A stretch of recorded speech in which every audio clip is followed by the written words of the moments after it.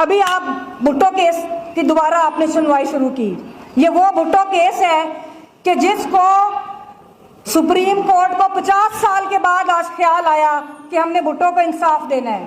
तो हम आपको ये बता दें कि भुट्टो केस के फैसले को तो अवाम ने उसी दिन मुस्तरद कर दिया था। उस दिन भी एक बेंच था, इसी तरह चीफ जस्टिस पाकिस्तान अनवारुल हक ने वो बेंच बनाया था।